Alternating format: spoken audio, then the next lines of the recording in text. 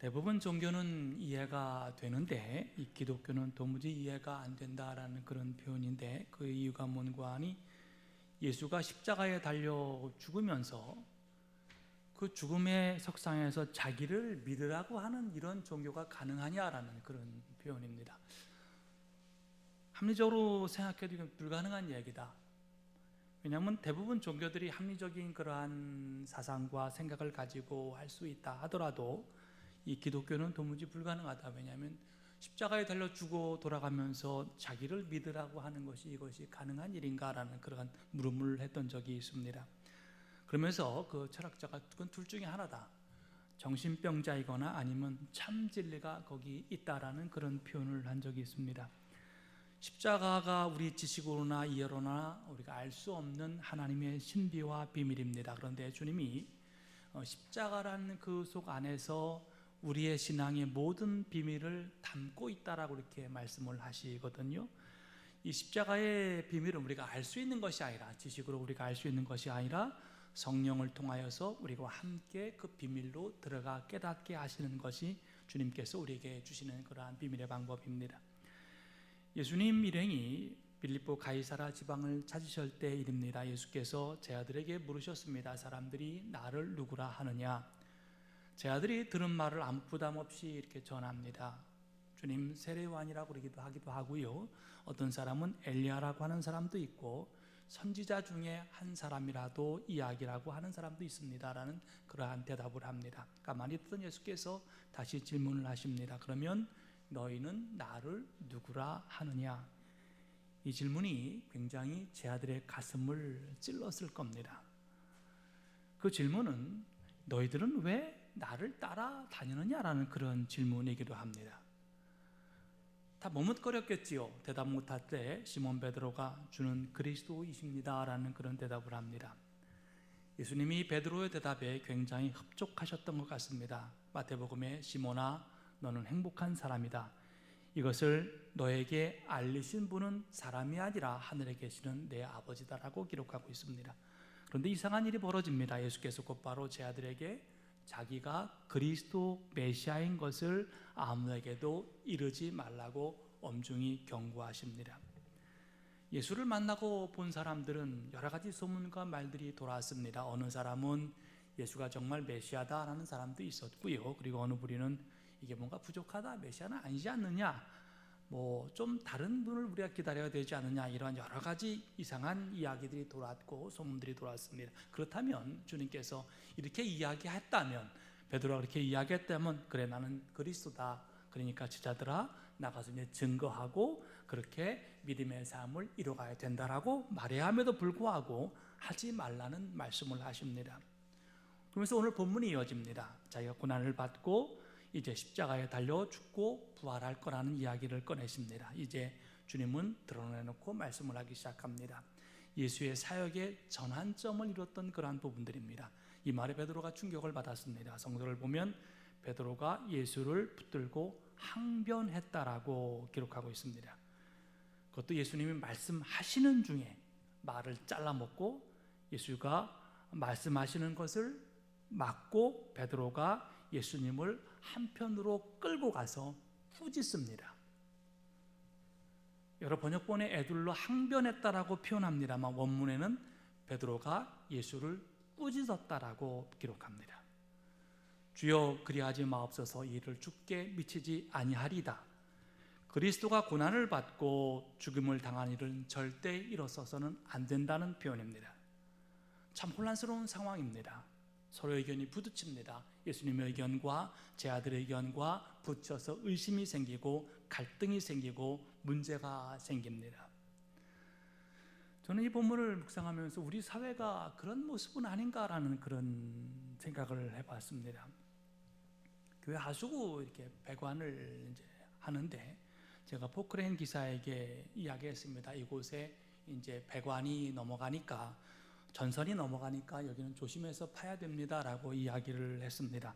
사실 저도 모릅니다. 제가 묻은 게 아니기 때문에 그 전화선이 어떻게 그 배관이 넘어져 가는지를 제가 알지 못합니다. 포크레인 기사가 목요일날 땅을 파다가 결국은 이제 그 전화선을 다 끊어놨어요.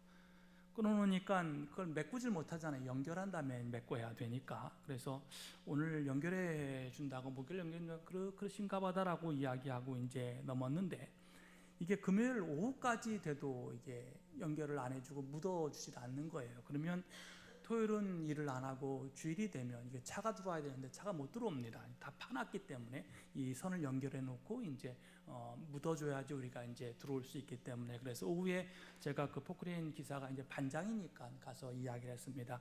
이게 우리가 주일날 예배를 드려야 되는데 차가 많이 들어옵니다. 그렇기 때문에 메꿔 주셔야 되지 않겠습니까? 라고 이야기하니까 포크레인 기사가 이제 내려와서 전화를 회사에 합니다.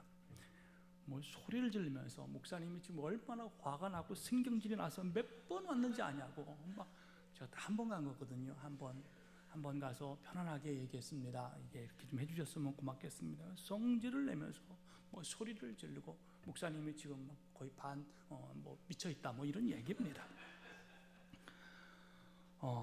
그래서 멋쩍어서 이제 왔습니다. 들어왔는데 몇 시간 후에 전화 고치는 기사가 왔습니다. 이 양반들 성질이 났습니다.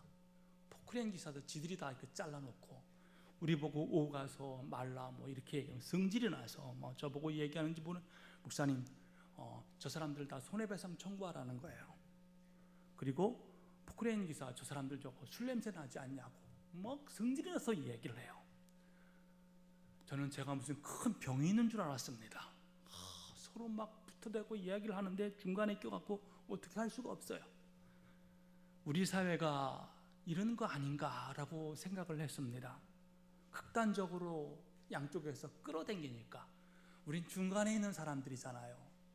뭐 우리 정치 그렇게 관심 있는 분 있을지 모르겠습니다. 그렇게 뭐 하루를 성실하게 살아가고 그렇게 살아가는 사람들이잖아요. 근데 양쪽에서 끌어당기니까 우리가 어떻게 할 수가 없는 그러한 삶을 살아가는 거 아닌가라는 그런 생각을 하게 합니다. 서로 미안하다고 그리고 잘못된 것을 고쳐나가면 되는데 그렇게 하지를 않아요. 내 잘못 이야기하지 않냐고 상대방만 몰아칩니다. 근데 예수님은 더 세게 얘기해요. 예수께서 돌이키사 제 아들을 보시고 베드로를 꾸짖습니다. 그리고 이렇게 얘기합니다. 사탄아 뒤로 물러가라.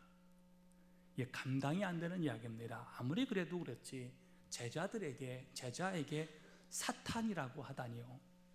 사탄이란 악의 우두머리입니다. 혹은 대적자입니다. 하나님과 대립하는 악 또는 그 무리를 뜻합니다. 예수님이 당신이 가장 아끼시고 사랑했던 제자를 조금 전에도 주는 그리스도시요 살아계신 하나님의 아들입니다라는 그러한 고백한 베드로에게 가장 험한 말로 꾸짖으시는데 뭔고한 사탄이라고 꾸짖습니다.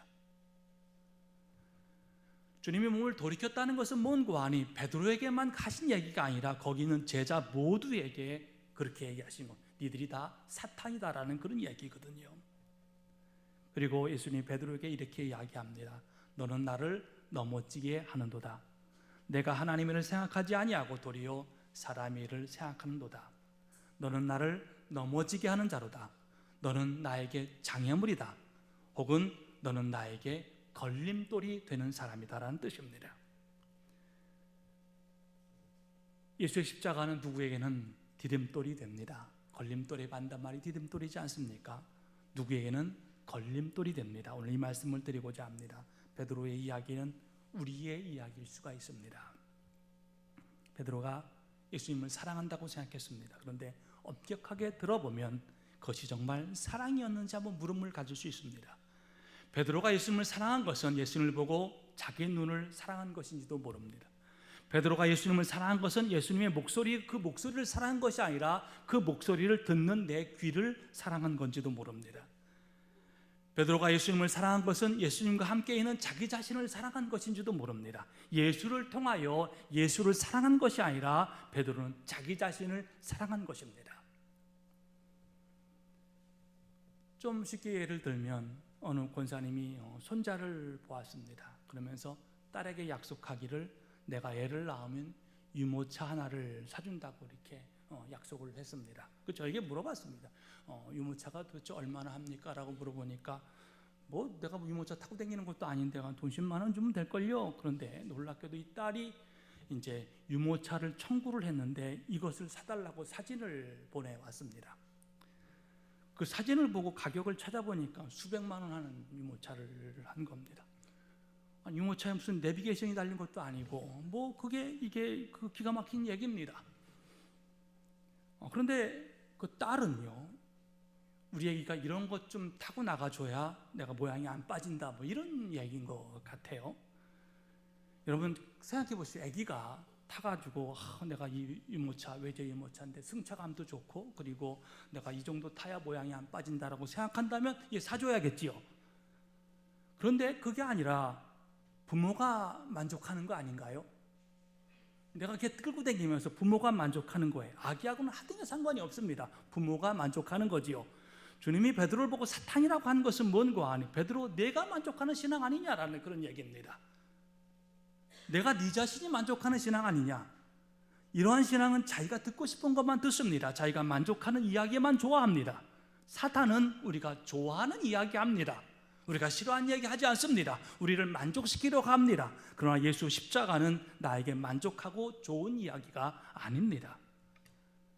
베드로는 예수님을 메시아라고 고백했을 때 메시아에 대한 기대가 따로 있었습니다. 베드로하고 제 아들이 기대하는 메시아는 정복과 승리입니다. 정치적인 승리입니다. 자기 만족의 기대입니다. 예수님이 고난을 받고 죽음을 당할 것이고 패배했다는 것, 이건 절대 어울리지 않습니다. 그래서 베드로는 들으려 하지 않았습니다.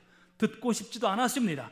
예수께서 비로소 당신의 죽음과 그리고 고난과 그 모든 것을 예고하시면서 3일 만에 부활할 것이라고 말씀하셨음에도 불구하고 베드로는 들으려 하지 않았습니다. 이해하려 하지 않았습니다. 대신 격렬하게 저항했습니다. 무슨 수를 써서라도 주님의 앞길을 막으려고 했습니다.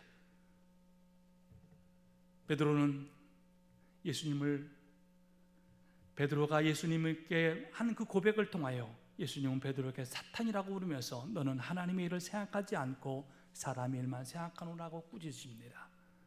베드로에게 이 십자가는 걸림돌이 되었습니다. 그러나 주님은 이 십자가가 우리에게 디딤돌이 된다고 말씀하십니다. 바울이 이것을 고린도전서 1장 20절에 24절에 아주 은혜롭게 그리고 귀하게 표현했습니다. 좀 쉽게 얘기하면 지혜 있는 사람이 어디 있습니까? 배운 사람이 어디 있겠습니까? 하나님의 지혜에, 세상 사람들의 지혜를 가지고 어떻게 하나님을 알겠습니까? 알지 못합니다. 그래서 유대인들은 자꾸 증표를 구하지 않습니까? 그리고 그리스도인들은 자꾸 지혜를 찾습니다. 그렇지만 우리는 그리스도 곧 십자가에 매달린 분을 선포합니다. 그리스도가 십자가에 달리셨을 때 유대 사람들은 걸려 넘어지는 일이 되었고 다른 민족에게는 허무맹랑한 일이 되었지만, 그러나 우리 부름받은 그리스도인들은 하나님의 능력이요 하나님의 지혜가 바로 십자가입니다. 이렇게 사도 바울이 고백을 합니다. 십자가는 예수 그리스도께서 달리시면서 우리에게 그 예수를 믿으라고 하신 것입니다. 이게 누군가 걸려 넘어집니다. 누구에게 이거는 바로 디딤돌이 됩니다. 예수께서 이 시대를 이야기하면서 음란하고 죄 많은 세대라고 이야기하십니다. 배신과 죄악으로 가득한 세대라고 이야기합니다. 고난과 죽음을 피해갈 수 없다라고 말씀하십니다. 고난과 죽음이 당연한 것이 아니라 이 시대가 악하기 때문에 예수의 복음은 순환과 죽음의 말씀이 됩니다. 생명의 복음은 이 땅에서 불가피하게 고난과 죽음이라는 골짜기를 통과해야만 합니다. 하지만 고난의 죽음이 종착점이 아닙니다. 십자가의 길은 오히려 영원한 구원의 지름의 길입니다. 우리는 결국 값싼 승리가 아니라 우리의 승리는 값비싼 승리가 되게 하심, 이것이 우리의 믿음입니다. 사도 바울은 십자가라는 것을 이렇게 표현합니다. 내가 예수와 함께 그 죽음을 통과하는 것입니다. 그래서 사도 바울은 복음은 십자가에 달리신 그리스도이신데 내가 그 복음을 부끄러워하지 아니합니다라는 그러한 표현을 합니다. 제가 이 말씀을 드리면 이게 뭐 큰 일이고 위대한 일이고 그리고 뭐 우리가 도저히 갈 수 없는 그러한 일이라고 생각하지만, 그러나 십자가는 그런 것이 아닙니다. 너무 큰 얘기 같지만 제가 잠깐 예화를 들어드리면, 미국에 살면서 어느 부부가, 미국 한인 부부가 이야기를 한 적이 있습니다. 저에게 자기가 큰 미국의 이제 회사에 다니는데 미국 사람이죠. 뭐 시민권자이기 때문에. 한국에서 태어나서 한국 사람이고 부인도 한국 사람이기 때문에 한국말을 잘하니까 이제 한국에 출장을 자주 간다고 합니다. 그러면서 저에게 뭐라고 얘기하는 거예요? 한국 사람들은 참 이상합니다라고 이야기합니다.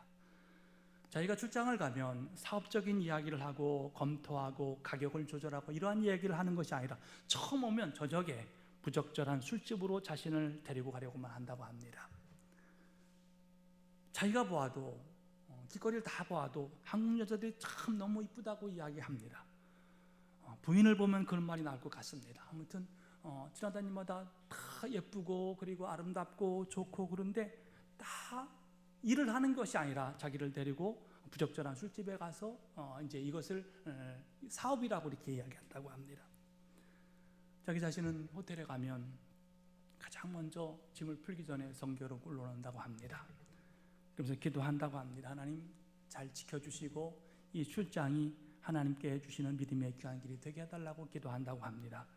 그러면서 자기를 만나는 사람들한테 이야기한답니다. 나는 그리스도인이기 때문에 그런 부적절한 술집에 갈 수 없고 그런 일을 할 수 없습니다라고 한다고 합니다. 그러면서 남에게 이야기하는 것도 중요하지만 더 중요한 것은 뭔가 하니 주님이 나를 보고 계신데, 주님이 나와 함께 하시는데 어떻게 잘못된 일을 하고 잘못된 선택을 하고 주님의 영광을 가리겠습니까? 라는 그런 고백입니다. 십자가는 하나님의 능력이고 지혜라고 하는데 극복하고 이루어 나가는 겁니다. 더러움을 선택하시는 것이 아니라 거룩함을 선택하는 것이 십자가입니다. 죽음과 생명 중에 둘 중에 하나를 선택하는 것이 아니라 죽음을 넘어서는 생명을 가지는 것이 바로 십자가입니다. 십자가는 주님이 나를 살리신 것입니다. 어떤 율법사가 주님을 찾아왔습니다. 진리의 말씀을 가르쳐달라는 것입니다. 주님께서 진리의 말씀을 가르쳐줬습니다. 법에 대한 이야기를 했습니다. 그런데 율법사가 놀랍게도 자기는 어린 시절부터 다 이것을 지켰다고 이야기합니다. 율법사는 주님의 자신을 칭찬하고 다른 사람에게 이렇게 살라고 할 줄 알았습니다. 그런데 주님께서 그를 죽입니다. 어떻게 죽이는고 하니 너 가진 건 많지 않느냐? 그 많은 것을 다 팔아 가난한 자한테 주고 그리고 나한테 오라고 이야기합니다. 율법사가 이렇게 생각했을 것입니다. 아니 내가 돈 있는 것과 부자인 것과 율법 지키는 것이 뭔 상관이 있느냐? 예, 정당한 질문입니다. 정당한 생각입니다. 그런데 주님께서 하시는 말씀은 뭔가 하니 너가 그것을 버리고 죽어야 율법이 뭔지를 안다. 그것을 버려야만이, 그것을 누가 줘야만이 율법이 정말로 지킨다는 것이 무엇이 의미하는 건지를 깨달을 수 있다는 그러한 말씀입니다. 네가 죽어야 생명을 볼 수 있다는 말씀입니다. 주님이 이것을 다시 태어난다라고 이야기하십니다. 이 다시 태어나는 것은 성령으로 태어난다는 것입니다. 십자가는 바로 성령입니다. 우리를 죽음에서 다시 태어나게 하시는 성령입니다. 예수의 죽음이 나의 죽음이 되는 것입니다. 이 죽음은 다시 태어나야 우리가 자유함을 얻습니다. 이 자유함이 있어야 죄의 유혹과 두려움에서 벗어날 수 있습니다. 죄된 삶을 깨달았기에 우리가 은혜를 알지 않습니까? 이 은혜는 다시 죄의 삶에 매달리지 않게 합니다. 이 은혜가 바로 자유함입니다. 모든 것을 주관하시는 분이 성령이십니다. 저는 요즘 성령은 당연한 것이다 라는 그러한 생각을 하고 삽니다. 잘못된 것과 바른 것을 가지고 고민하지 않습니다. 당연히 주님이 원하시는 바른 길로 가는 것이지요. 여러분, 우리 장로님들이 주일 오전 예배 오면서 오늘 고추 따야 되는데 오늘 주일 오전 예배 안 가면 안 될까? 그런 고민 1도 안 합니다. 주일이니까 당연히 교회 가야죠. 그러면 장로님이 그러면 내가 뭐 절간 가겠어? 뭐 그 얘기가 아니라 당연히 교회 오지 않습니까? 이것이 성령입니다. 장로라는 의무감 가지고 오는 것이 아니라요, 주님의 시간에 내 몸이 맞춰 있기 때문에 당연히 그렇게 가는 겁니다. 올바른 것인지 그릇된 것인지 고민하면 안 됩니다. 올바른 것에 당연히 내 몸이 맞춰져 있는 겁니다. 이것이 성령의 사람입니다. 여러분, 제가 확신하건대, 정말 단언하건대 여기 있는 모든 사람은 죽습니다. 제가 좀 늦게 죽기를 기대합니다만 아무튼 다 갑니다. 왜냐하면 예수님이 죽으셨기 때문에 그럽니다. 또 확신하는데 여러분 하나님 나라에서 부활할 것입니다. 왜냐하면 주님이 부활하셨기 때문에 그러합니다. 우리는 확신합니다. 이거 1도 고민 안 합니다. 당연한 것이 여러분 성령의 사람입니다. 당연히 그렇게 하는 것, 당연히 원하시는 것, 당연히 마음에 맞춰져 있는 것, 이것이 바로 성령의 사람입니다. 예수 십자가 따라가는 우리가 사순절입니다. 예수 십자가가 누구에게는 걸림돌이 되겠지요. 누구에게는 무서운 일이 되겠지만 예수 십자가는요, 디딤돌입니다. 디딤돌은 예수 십자가의 신비와 비밀을 알고 깨닫게 하십니다. 나를 구원하신 십자가가 무엇인지를 깨닫게 하십니다. 저 여러분이 사순절 기간을 통하여 주님의 비밀에 다가가는 성도 되시기를 바랍니다. 그리고 그 비밀이 여러분의 비밀이 되시기를 주님의 이름으로 축원합니다. 우리 기도하시겠습니다. 은혜로 오신 하나님 감사합니다. 성령의 이름으로 살아가는 믿음의 귀한 삶 깨달아지게 하여 주옵소서. 누군가가 십자가는 비참한 것이고 버림받은 것이라고 얘기하지만 우리는 디딤돌이기에 그 십자가가 우리를 구원하시고 인도하시는 믿음의 귀한 하나님의 사랑임을 믿습니다. 주님, 우리가 그 믿음을 가지고 이 사순절 기간을 보냅니다. 우리를 축복해 주시고 인도하여 주셔서 더 깊은 주님의 비밀의 세계에 들어갈 수 있게 인도하여 주시옵소서. 감사드리오며 예수님 이름으로 기도하옵나이다. 아멘.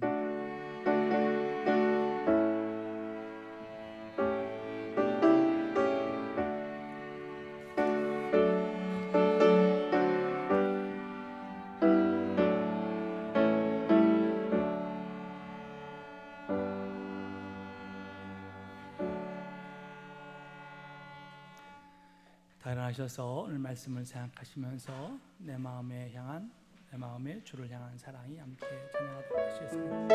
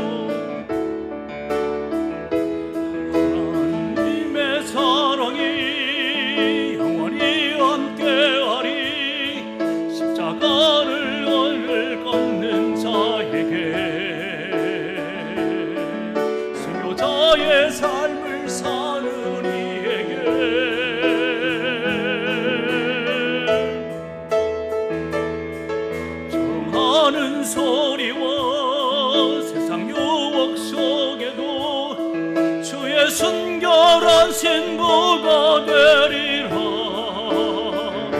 내 생명 주님께 드리리. 하나님의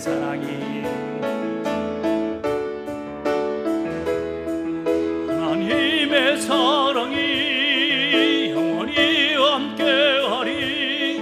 십자가의 길을 걷는 자에게 자의 삶을 사는 이에게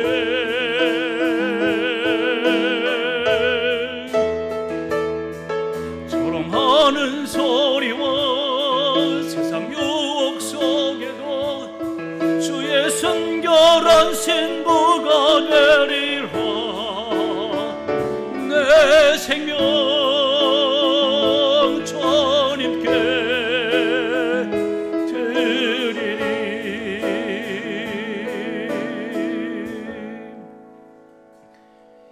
이제는 우리 예수 그리스도의 은혜와 하나님의 무한하신 사랑과 성령의 감화 감동하심이 예수 십자가를 붙들고 세상에 나가 그 십자가의 삶이 되기를 원하는 사랑하는 가족들과 자녀와 직장과 사업체 위에 지금부터 영원히 함께 하시기를 간절히 축원하옵나이다. 아멘.